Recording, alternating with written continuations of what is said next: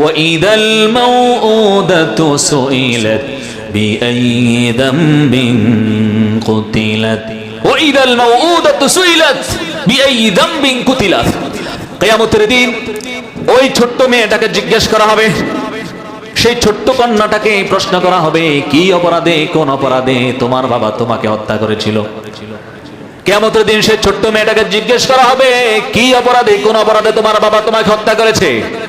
আল্লাহ রাব্বুল আলামিন বলেন, ওয়াইদাল মাউউদাতু সুইলাত বিআইয়ি যামবিন কুতিলাত। তখন এই ছোট্ট মেয়েটি আল্লাহর কাছে বাবার বিরুদ্ধে এক এক করে নালিশ দিবে। ওই ছোট্ট মেয়েটি আল্লাহর কাছে বাবার বিরুদ্ধে এক এক করে নালিশ দিবে।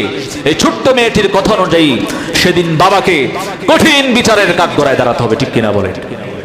এই জন্য যাদের কন্যা সন্তান আছে, কন্যা সন্তানকে ভালোবাসার দরকার আছে না নেই?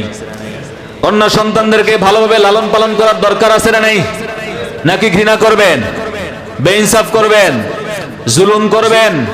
কন্যা সন্তানের উপর ছেলে সন্তানকে প্রাধান্য দিবেন? কথা বলেন। কখনো কন্যা সন্তানের উপরে ছেলে সন্তানকে প্রাধান্য দেওয়া যাবে না। সন্তান দুটাই সমান, ঠিক কিনা বলেন? কন্যা সন্তানের লালন পালন করতে হবে, তাদেরকে আদর যত্ন করতে হবে, ভালোবাসতে হবে, তাদের উপর বেইনসাফ করা যাবে না। কন্যা সন্তানের উপর জুলুম করা যাবে না। তাহলে প্রতিদান দিবেন কে?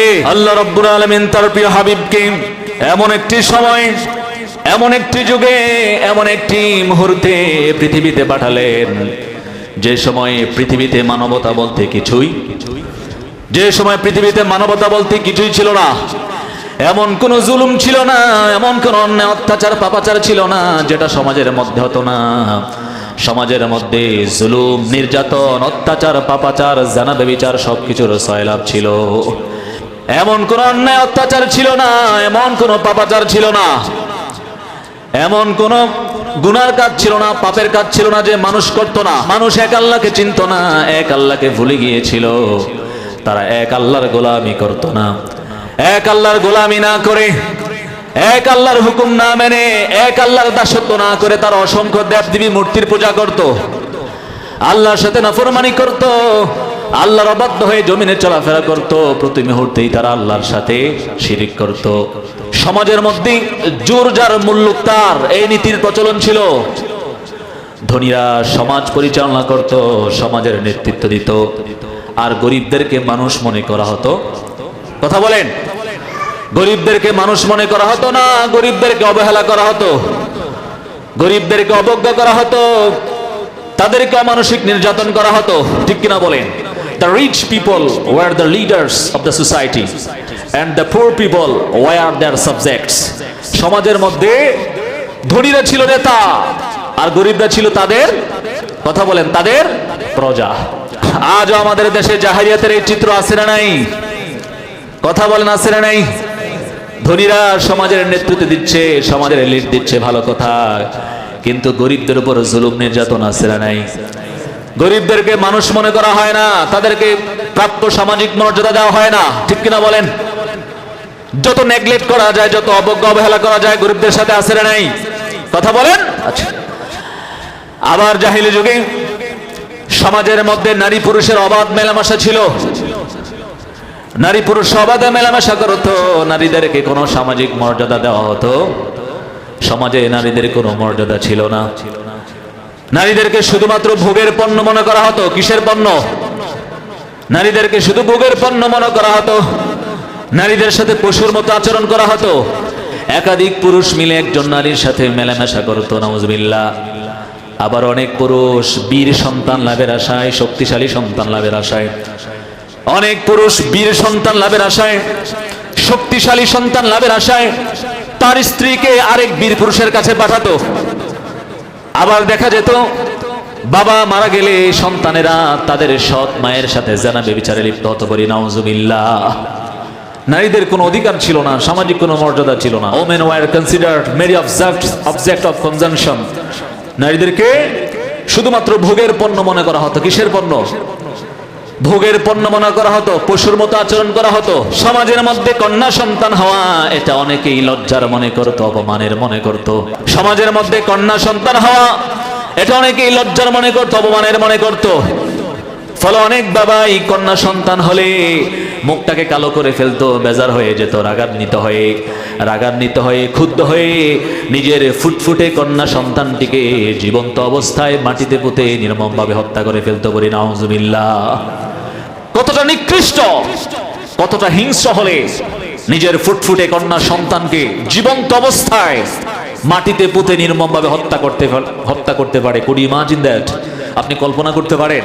আপনি পারবেন? আপনি আপনার কন্যা সন্তানটাকে জীবন্ত অবস্থায় হত্যা করতে পারবেন? কারো দ্বারা সম্ভব? অথচ সেই সমাজে ছিল কি ছিল না? রাসূলের আগমনের পূর্বে সেই সমাজের লোকগুলো এই কাজগুলো করতো কি করতো না? এতটাই নিকৃষ্ট ছিল, এতটাই বর্বর ছিল। কন্যা সন্তান হলে এটাকে লজ্জার মনে করতো, অপমানের মনে করতো। লজ্জা শরম অপমান সহ্য করতে না পেরে বাবা নিজের ফুটফুটে কন্যা সন্তানকে জীবন্ত অবস্থায় নির্মমভাবে হত্যা করে ফেলতে। পারি নাউজুবিল্লাহ।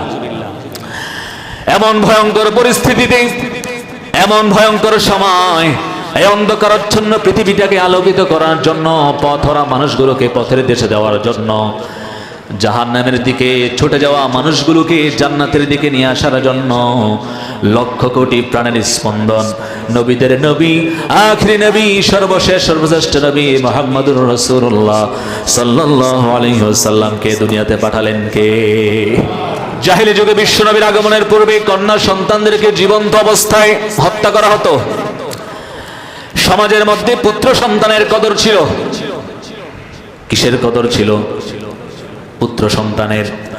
সমাজের মধ্যে পুত্র সন্তানের কদর ছিল। পুত্র সন্তান হওয়া এটা সৌভাগ্যের মনে করা হতো।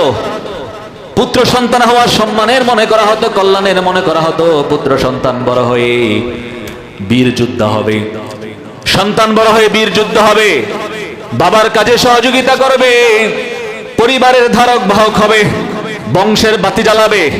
এজন্য পুত্র সন্তানের আলাদা একটা কি ছিল। আর কন্যা সন্তান হওয়াটা একটা লজ্জার মনে করত, অপমানের মনে করত। কারণ কন্যা সন্তান বড় হলে অন্যের ভোগের পণ্য হবে। কন্যা সন্তান বড় হলে অন্যের ভোগের পণ্য হবে। যুদ্ধে পরাজিত হলে শত্রুরা কন্যা সন্তানটাকে নিয়ে নিজেদের দাসী বানাবে। যুদ্ধে পরাজিত হলে শত্রুরা কন্যা সন্তানটিকে নিয়ে নিজেদের দাসী বানাবে। আবার কন্যা সন্তান লালন পালন, ভরণ পোষণ, ব্যয়ভার বহন করে দরিদ্র হয়ে যাবে। এই ভয়ে অনেক বাবা কন্যা সন্তান জন্ম হওয়াটা লজ্জার মনে করতো, অপমানের মনে করতো। ফলে এক সময় দেখা যেত বাবা লজ্জা শরমে পড়ে ওই কন্যা সন্তানটিকে জীবন্ত অবস্থায় মাটি চাপা দিয়ে, পাথর চাপা দিয়ে নির্মমভাবে হত্যা করে ফেলতে। পারি নাউজুবিল্লাহ। কন্যা সন্তান বড় হলে অন্যের ভোগের পণ্য হবে। কন্যা সন্তান বড় হলে, যুদ্ধে পরাজিত হলে শত্রুপক্ষ কন্যাকে নিয়ে নিজেদের দাসী বানাবে। অথবা কন্যা সন্তান লালন পালন করতে গিয়ে, ভরণ পোষণ করতে গিয়ে, কন্যা সন্তানের ব্যয়ভার বহন করতে গিয়ে দরিদ্র হয়ে যাবে। এই ভয়ে অনেক বাবা কন্যা সন্তানকে কি করত? জীবন্ত অবস্থায় হয় মাটি চাপা দিয়ে, না হয় পাথর চাপা দিয়ে নির্মমভাবে হত্যা করে ফেলতে। পারি নাউজুবিল্লাহ। কন্যার বয়স যখন 6 বছর হতো, 6 বছর হলেই বাবা মাঠের কাছে চলে যেত। মাঠের মধ্যে গিয়ে গভীর একটা কূপ খনন করত।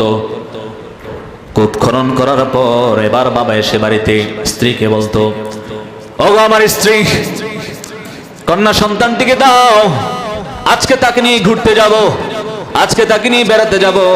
মেয়েটাকে সুন্দরভাবে গোসল করিয়ে দাও, সুন্দর জামা কাপড় পরিয়ে দাও, সুন্দরভাবে সাজুগুজু করিয়ে দাও তাকে।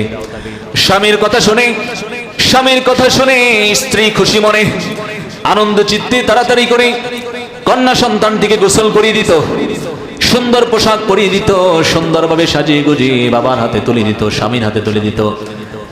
এরপর বাবা কন্যা সন্তানটিকে নিয়ে সে ঘুরতে বের হয়ে যেত।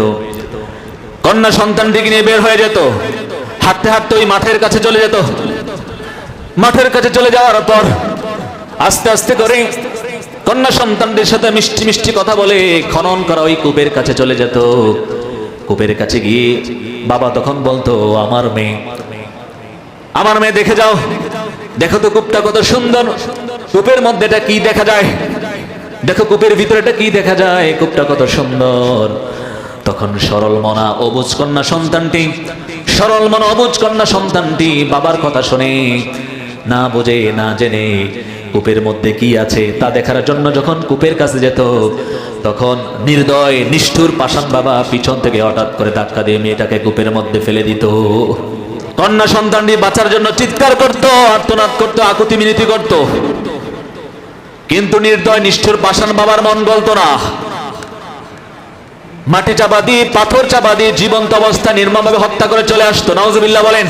কতটা হিংস্র হলে, কতটা বর্বর হলে, কতটা নিকৃষ্ট জাতি হলে নিজের ফুটফুটে কন্যা সন্তানকে হত্যা করতে পারে। আল্লাহ রাব্বুল আলামিন সে কথাই কোরআনের মধ্যে সুন্দর করে বলে দিলেন, ওয়াইদাল মাউউদাতু সুইলাত বিআইয়ি যামবিন কুতিলাত, ওয়াইদাল মাউউদাতু সুইলাত বিআইয়ি যামবিন কুতিলাত। কিয়ামতের দিন ওই ছোট্ট মেয়েটাকে জিজ্ঞেস করা হবে, সেই ছোট্ট কন্যাটাকে প্রশ্ন করা হবে, কি অপরাধে, কোন অপরাধে তোমার বাবা তোমাকে হত্যা করেছিল। কিয়ামতের দিন সেই ছোট্ট মেয়েটাকে জিজ্ঞেস করা হবে, কি অপরাধে, কোন অপরাধে তোমার বাবা তোমাকে হত্যা করেছে। আল্লাহ রাব্বুল আলামিন বলেন, ওয়াইদাল মাউউদাতু সুইলাত বিআইয়ি যামবিন কুতিলাত। তখন এই ছোট্ট মেয়েটি আল্লাহর কাছে বাবার বিরুদ্ধে এক এক করে নালিশ দিবে। ওই ছোট্ট মেয়েটি আল্লাহর কাছে বাবার বিরুদ্ধে এক এক করে নালিশ দিবে। এই ছোট্ট মেয়েটির কথা অনুযায়ী সেদিন বাবাকে কঠিন বিচারের কাঠগড়ায় দাঁড়াতে হবে, ঠিক কিনা বলে। এই জন্য যাদের কন্যা সন্তান আছে, কন্যা সন্তানকে ভালোবাসার দরকার আছে না নাই? কন্যা সন্তানদেরকে ভালোভাবে লালন পালন করার দরকার আছে না নাই? নাকি ঘৃণা করবেন, বেইনসাফ করবেন, জুলুম করবেন? কন্যা সন্তানের উপর ছেলে সন্তানকে প্রাধান্য দিবেন? কথা বলেন। কখনো কন্যা সন্তানের উপরে ছেলে সন্তানকে প্রাধান্য দেওয়া যাবে না। সন্তান দুটাই সমান, ঠিক কিনা বলেন। কন্যা সন্তানের লালন পালন করতে হবে, তাদেরকে আদর যত্ন করতে হবে, ভালোবাসতে হবে, তাদের উপর বেইনসাফ করা যাবে না। কন্যা সন্তানের উপর জুলুম করা যাবে না। তাহলে প্রতিদান দিবেন কে? আর যদি কন্যা সন্তানের উপর ছেলে সন্তানকে বেশি প্রাধান্য দেন, কন্যা সন্তানের উপর বেইনসাফ করেন, জুলুম করেন, তাদেরকে ঠিকমতো ভরণ পোষণ না করেন, তাহলে ওয়াইদাল মাউউদাতু সুইলাত বিআইয়ি যামবিন কুতিলাত। কিয়ামতের দিন আপনার কন্যা সন্তানকে জিজ্ঞাসা করবে, তোমার বাবা তোমার সাথে কেমন আচরণ করেছিল। তখন আপনার কন্যা সন্তান এক এক করে আপনার বিরুদ্ধে আল্লাহর কাছে নালিশ করবে। তখন সন্তানের কথা অনুযায়ী আপনাকে সেদিন কঠিন বিচারের কাঠগড়ায় দাঁড়াতে হবে। আল্লাহ পাক আমাদের সকলকে কন্যা সন্তানের লালন পালন, ভরণ পোষণ এবং তাদেরকে ভালোভাবে যত্ন করা তৌফিক দান করিয়া আমিন।